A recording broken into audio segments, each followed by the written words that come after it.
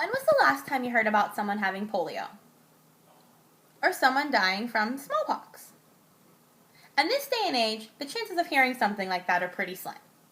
And it's all thanks to the invention of vaccines.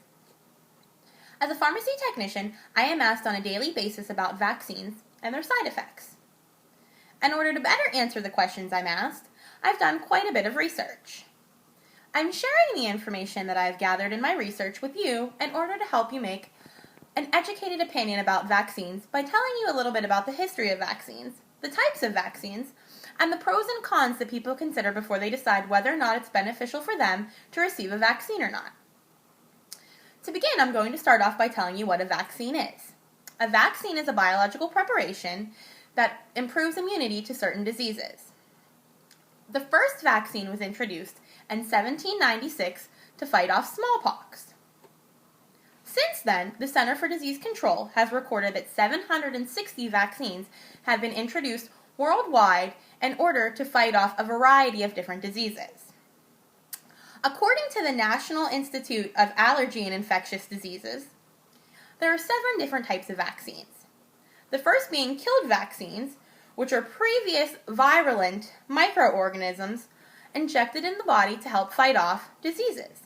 An example of this would be the flu vaccine. The second type is attenuated vaccines, which are essentially live vaccines, which is when a live component of the virus is actually injected into your body. An example of this would be the shingles vaccine.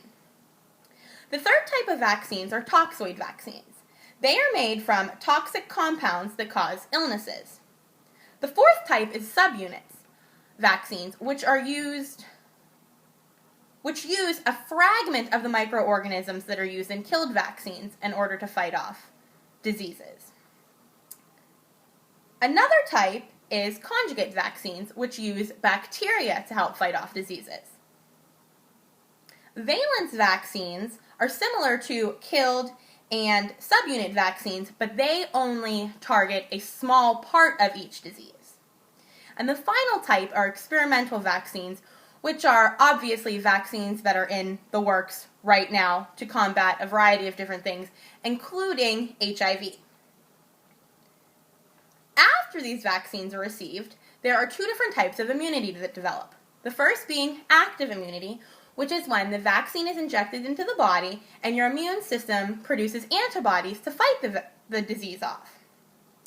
The second type is passive immunity, which is when antibodies are actually injected into the body to be given to the disease in order to get rid of it.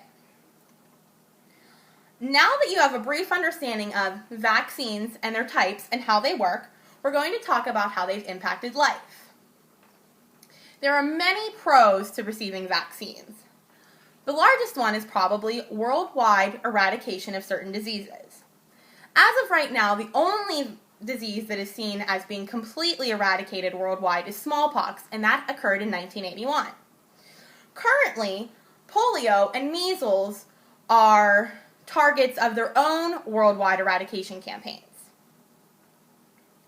Another pro of vaccines is they have helped lower the death rate overall in the world, mostly within children and childhood diseases, which before the introduction of vaccines were very hard to treat and very hard to overcome. Another pro of vaccines is they help improve overall health by boosting your immune system and making your body able to endure more and more types of viruses and diseases and being able to overcome them rather than succumb to them, as was the case before vaccines were introduced. While vaccines have improved the standard of living, they also come with cons that cause lots of people to decide against receiving vaccines. The first con is availability of vaccines. Of the 760 vaccines that are currently available, most of them are only available in the Western world, which leaves a large part of the world without vaccines and people still succumbing to the diseases that we in the Western world are able to overcome. Another con of vaccines is that they can be costly. Most are covered for children, but there's also a large population of elderly people that are unable to receive the vaccines that they need, like pneumonia and shingles. The shingles vaccine can cost anywhere up to $220 if a person doesn't have insurance, which is quite costly for someone on a fixed income. Another reason why people decide not to receive vaccines is the fear of side effects. Some people believe that vaccines can cause autism. Other people believe that the pain from the injection is worse than actually receiving the disease in the end. Another reason why people decide not to get vaccines is they believe that even if it's not a live vaccine, they're going to get the disease from the vaccine no matter what. The flu vaccine is actually a killed vaccine. It does not contain any live components, and many people choose not to get it because they're under the misconception that receiving the flu vaccine causes you to get the flu, which is not true, but most people think that it is. Another reason that people don't like vaccines is because they believe that eradicated diseases like smallpox can be used in global terrorism. Since we no longer have cases of smallpox, most people don't receive the smallpox vaccine, and some see that as a reason for terrorist groups to find the disease and then launch it on a large scale in order to infect as many people as possible, and then, that would increase the death rate.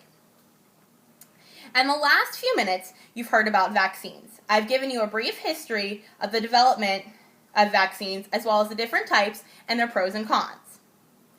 Whether you choose to get vaccinated is up to you, but I hope the information I have presented you with will help you form your own educated opinion about vaccines.